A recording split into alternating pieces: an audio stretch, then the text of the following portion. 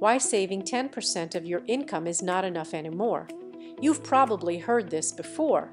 Save 10% of everything you earn. That's the rule. That's what the books say, what your parents said, what every basic personal finance article has repeated for decades.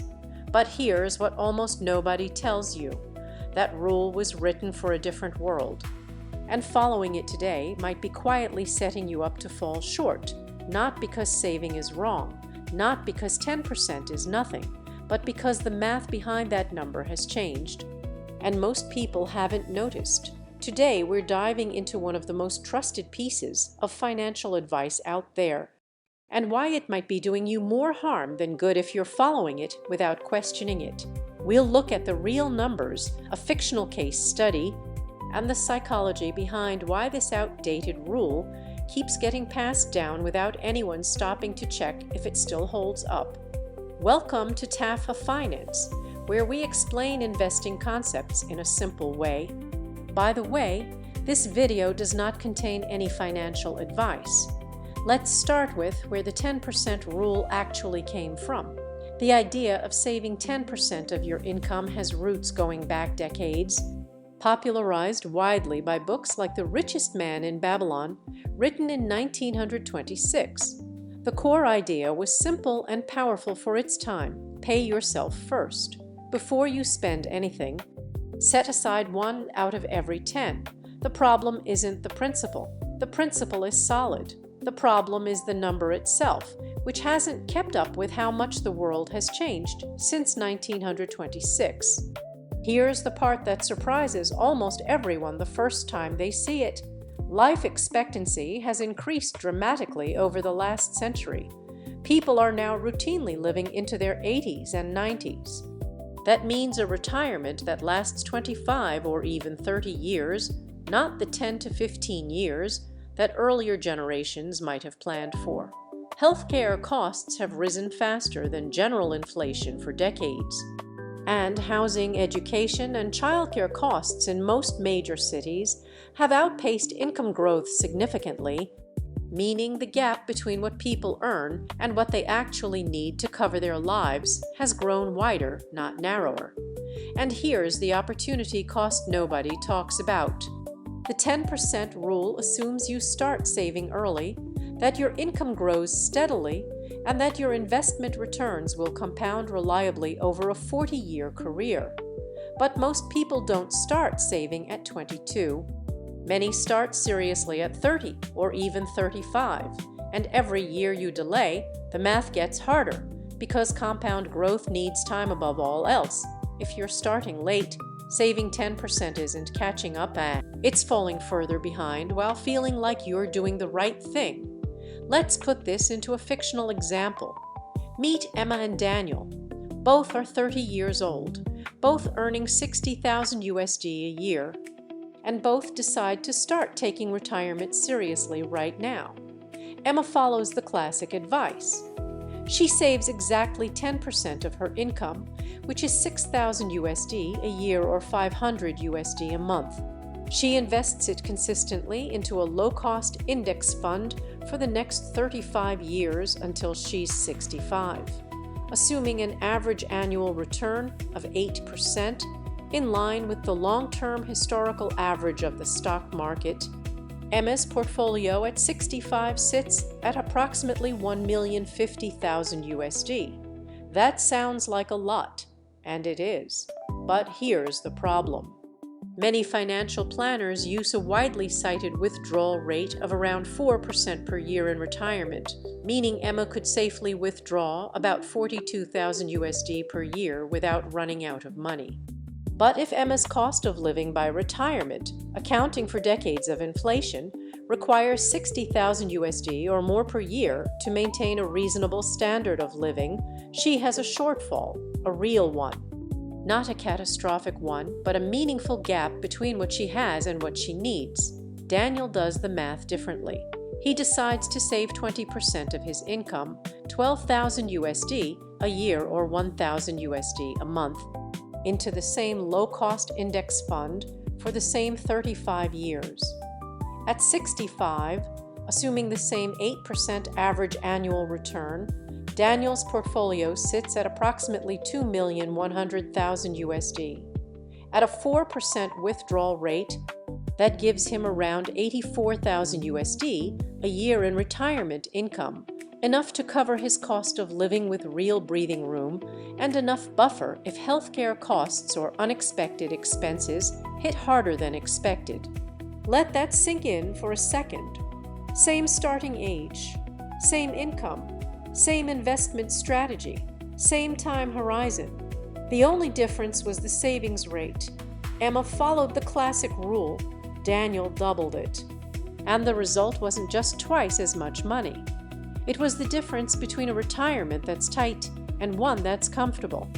Now here's where it gets interesting, because there's real data behind this, not just a fictional story. A widely discussed analysis by Vanguard and Fidelity, two of the largest retirement fund managers in the world, suggests that to retire comfortably at 65 and maintain your standard of living through a retirement that could last 25 to 30 years, most workers need to save between 15 and 20% of their gross income annually, starting no later than their late 20s or early 30s. Not 10%, 15 to 20%. The 10% figure, while better than nothing, is increasingly seen by financial researchers as the bare minimum for people who start very early, not a reliable target for the average person starting in their late 20 or 30. This is the sneaky trap. The 10% rule feels responsible. It feels like discipline. It feels like you're doing the right thing, and that feeling of doing the right thing is exactly what stops most people from ever questioning whether the number is actually right for them. And this is where most people make the second mistake. They treat the 10% figure as a destination, not a floor. Once they hit that savings rate, they feel like they've arrived, like the problem is solved. But a floor isn't a goal. It's the minimum you shouldn't fall below. Let's talk about why smart, financially responsible people keep anchoring to this outdated number anyway, because this isn't really a math problem. It's a psychology problem. First, there's the authority anchor. The 10% rule has been repeated so many times by so many credible-sounding sources that it carries enormous psychological weight. When a number has been said enough times, it starts to feel like a law of nature rather than a rough guideline from a century ago. Second, there's the good enough trap. For most people, saving 10% already requires real sacrifice and real discipline. Once you've hit a target that costs you effort to reach, the brain naturally resists the idea that the target itself might not be sufficient. Admitting the goal was too low means the sacrifice wasn't enough, which is uncomfortable to confront. Third, there's the complexity avoidance problem. Figuring out the right savings rate for your specific age, income, retirement timeline, and expected cost of living requires real math. The 10% rule removes that complexity entirely. It's simple, it's clean, and simplicity has enormous psychological pull even when the simple answer is wrong. So how do you actually apply this? Decide your personal savings rate right now, not based on what the rule says, but based on your actual situation. How old are you today? When do you realistically want to retire? What does your current monthly cost of living look like? And what do you expect it to look like in retirement? Run the actual numbers for your specific situation, not a generic number written 100 years ago for a different world. Decide your savings rate floor and your savings rate goal as two separate numbers. The floor is the minimum you will not fall below no matter what. The goal is the rate you're actively working toward, knowing that getting there might take time as your income grows. Having two numbers removes the all-or-nothing trap of either hitting 10% and feeling done or saving nothing because the real target feels too far away. And most importantly, decide to treat any income increase as an automatic opportunity to raise your savings rate, not just your spending. Every raise, every bonus, every side income that comes in is a chance to close the gap between your current savings rate and the one your actual retirement math requires. This is really the same lesson that shows up again and again in investing. It's never about following a rule because it sounds right. It's about understanding why the rule exists and whether the assumptions behind it still apply to your life. Because here's the truth. Emma isn't a bad person for following the 10% rule.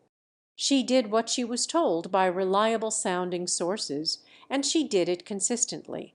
That takes real discipline. She just followed a number without ever stopping to ask whether that number was designed for someone in her exact situation. Most people never do, and that's the real danger here. Not that 10% is worthless. Saving 10% is still far better than saving nothing, but treating it as a sufficient target rather than an outdated minimum is one of the quietest financial mistakes people make, because it feels so much like doing the right thing. So next time someone tells you to save 10%, don't just nod. Ask the follow-up question.